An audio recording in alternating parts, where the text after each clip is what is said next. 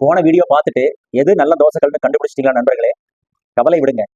பர்ஃபெக்டான எக்ஸாம்பிளோட நானே உங்களுக்கு சொல்கிறேன், நீங்கள் தெரிஞ்சுக்கலாம். பாருங்கள், இது வந்து 10 இன்ச் தோசைக்கல்.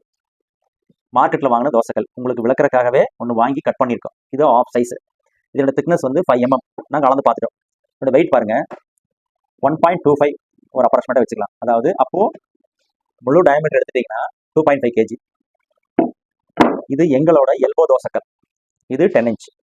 இதனுடைய திக்னஸ் 9 to 10 mm. இது வெயிட் பாருங்க,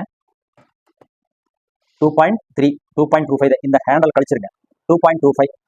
அப்போ இது ஃபுல் சைஸ் நீங்க எடுத்துட்டீங்கன்னா 4.3லேருந்து 4.4 வரைக்கும் வரும். இந்த கோர் திக்னஸ்னால என்ன யூஸ்னு கேட்குறீங்க? சரியா கேட்டீங்க. இப்போ இந்த பேக்கெட் எடுத்துக்கங்க. இந்த பேக்கெட்ல ஒரு 100லேருந்து 150 கிராம் அரிசி போட்டால் ஃபுல் ஆகுமா? இதுல 1 கிலோ அரிசி போட முடியுமா? போட முடியாது. ஏன்? அதனுடைய வால்யூம் கொள்ளளவு கம்மி. எஸ். அதே மாதிரி ஒரு தோசை வேகிற அளவுக்கு நல்லா வேகிற அளவுக்கு ஹீட்டை ஸ்டோர் பண்ணணும்னா அதனுடைய மாஸ் வால்யூம் அதிகமாக இருக்கும். மாஸ் வால்யூம் எப்போ அதிகமாக இருக்கும்? அதனுடைய கோர் திக்னஸ் அதிகமாக இருந்தால் தான் மாஸ் வால்யூம் அதிகமாக இருக்கும். அப்போதான் நம்ம நினைச்ச மாதிரி நல்ல தோசை வரும். இதே கோர் திக்னஸ் கம்மியாக இருந்ததுன்னா மாஸ் வேல்யூம் ஆட்டோமேட்டிக்காக கம்மியாயிடும். தோசையும் நம்ம நினைச்ச மாதிரி வராது. அதே மாதிரி கடாயா இருக்கட்டும், ஃப்ரை பேனாக இருந்தாலும் சரி, பணியாரக்கால் இருந்தாலும் சரி, ஆப்பக்கல், எந்த ப்ராடக்ட் இருந்தாலும் கொஞ்சமாவது அதனுடைய மாஸ் வேல்யூம் அதிகமாக இருந்தால் தான் நல்லது.